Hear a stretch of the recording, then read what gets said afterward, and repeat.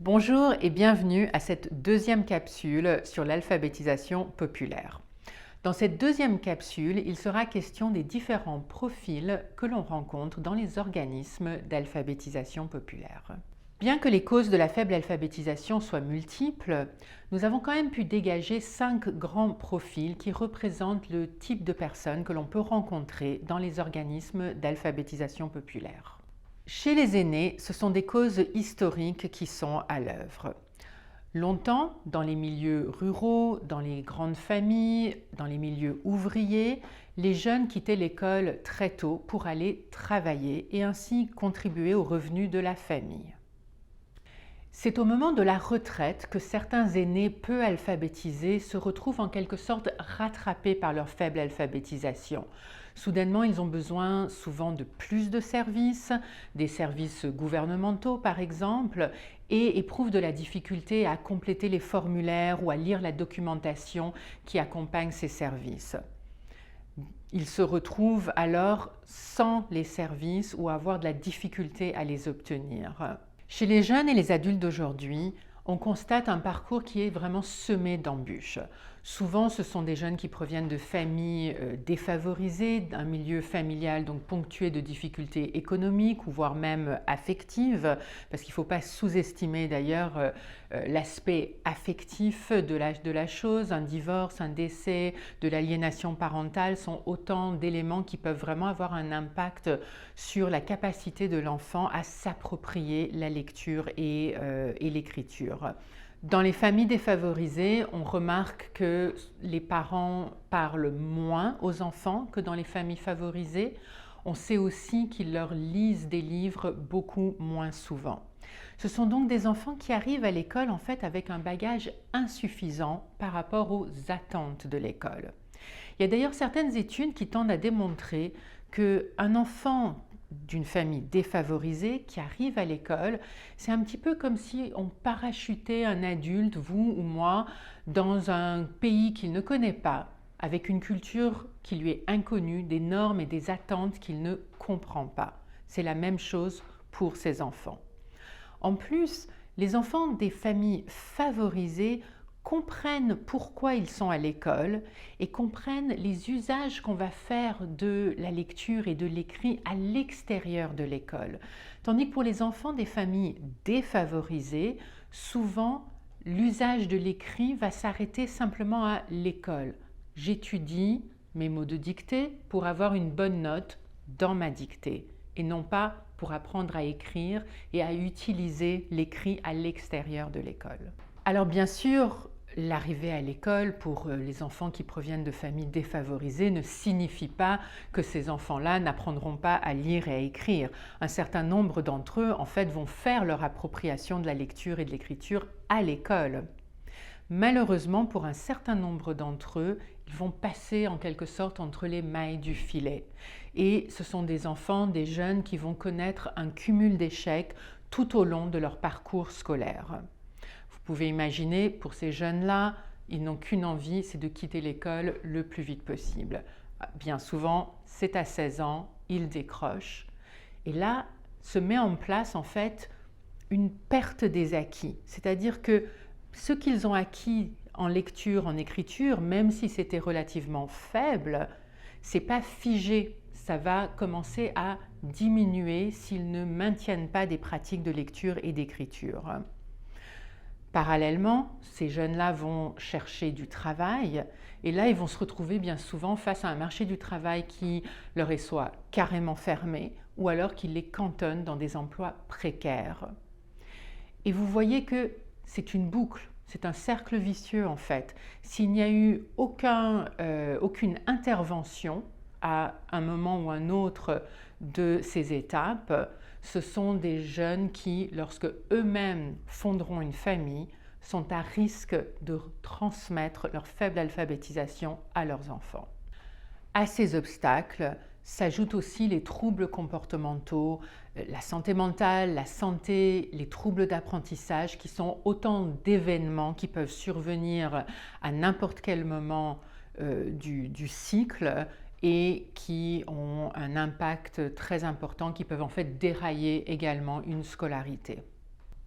Parlons maintenant des personnes immigrantes. Tout d'abord, il faut noter qu'au Québec, en raison du processus d'immigration, la majorité des immigrants au Québec sont scolarisés et n'ont donc pas de problème d'alphabétisation. Cependant, il y a quand même deux exceptions à cette règle. D'abord, les réfugiés. On a donc un certain nombre de réfugiés qui proviennent de pays où l'école n'est pas obligatoire, où tout le monde n'a pas accès à l'école. Et donc ces personnes-là se retrouvent dans un processus d'alphabétisation, ou en tout cas ont besoin de s'alphabétiser en arrivant au Québec.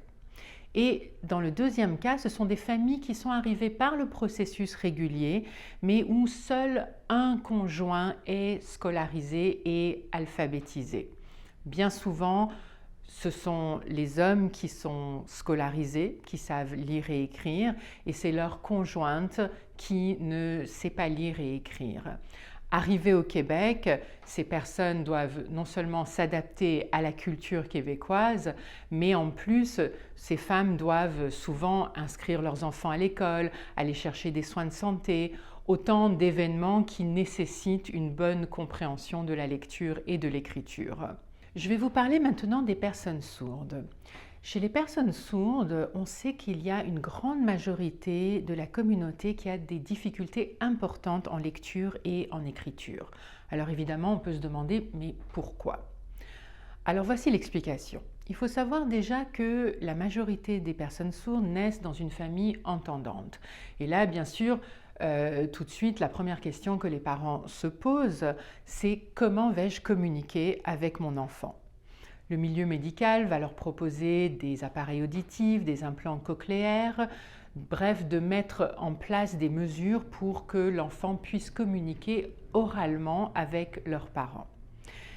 La communauté sourde préférerait qu'on apprenne la langue des signes aux enfants et à la famille en même temps, en premier, et plus tard apprendre à lire, à écrire en français.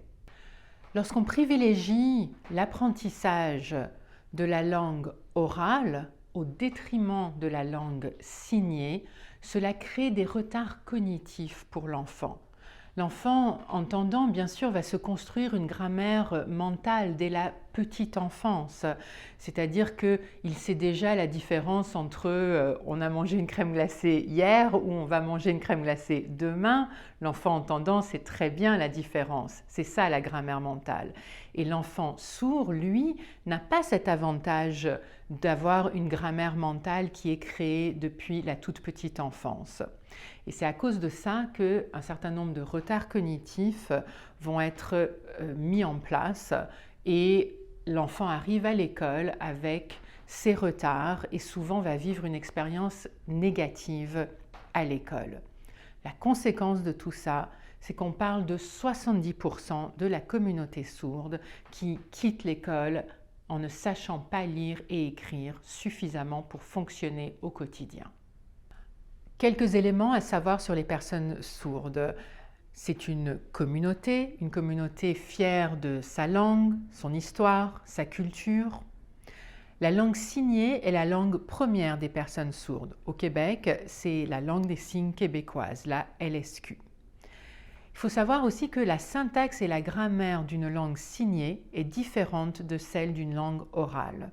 Les personnes sourdes sont donc bilingues.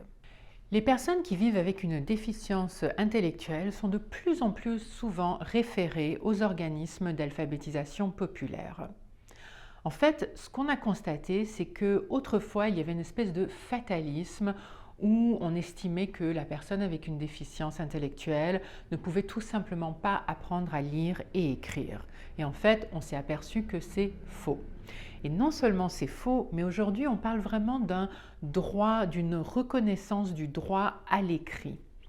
Les personnes avec une déficience intellectuelle qui apprennent à lire et à écrire pourront être beaucoup plus facilement autonomes, s'intégrer à la société, travailler. Quelles sont donc les conséquences pour les personnes peu alphabétisées?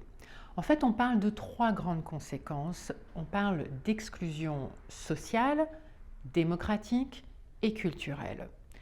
On parle d'exclusion sociale parce que ce sont des personnes qui en raison de leurs difficultés avec la lecture, n'arrivent pas à recevoir les services ou les renseignements dont elles ont besoin.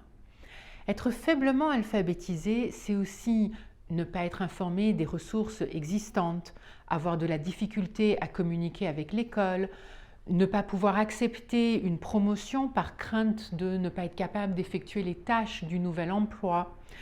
Ça peut même être ne pas comprendre la lettre que votre propriétaire vous envoie et rester dans un appartement qu'on voulait quitter, par exemple, parce qu'on n'a pas compris qu'il fallait signifier au propriétaire notre départ. Donc autant de situations où la personne va en fait en quelque sorte payer pour sa faible alphabétisation. On parle d'exclusion démocratique parce que bien souvent, les personnes faiblement alphabétisées ne votent pas.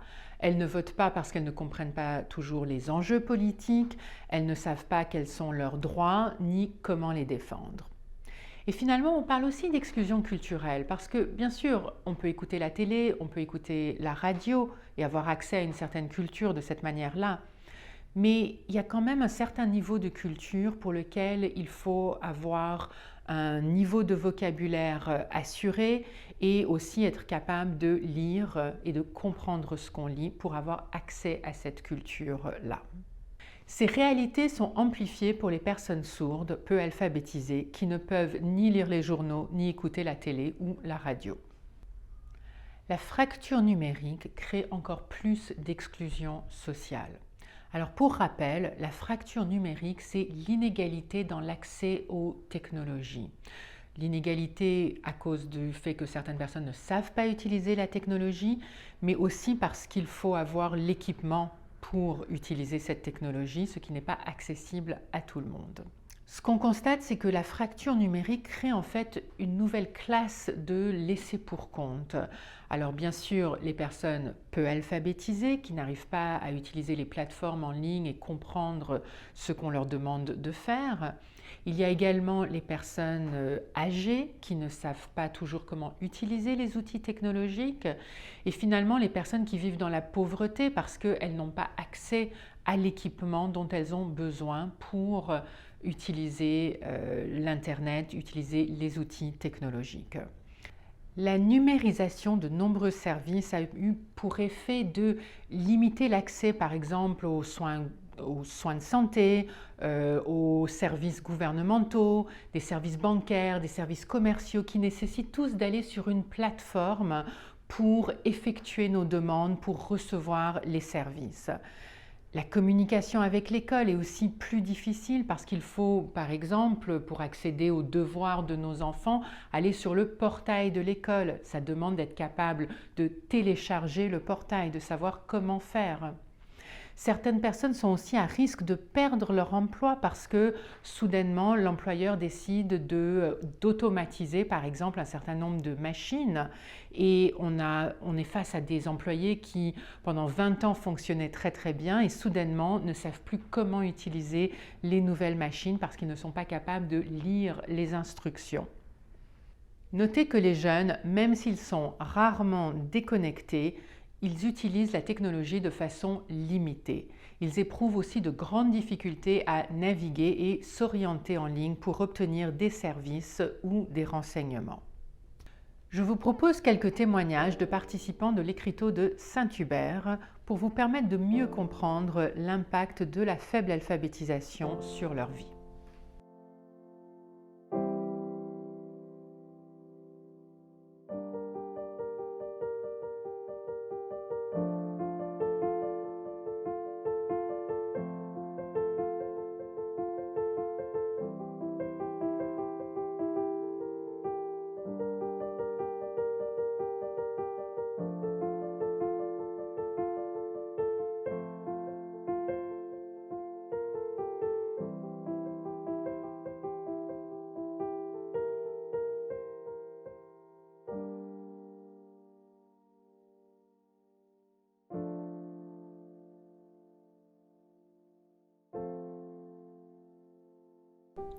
Le RGPAC décrit les personnes peu alphabétisées comme des fantômes sociaux.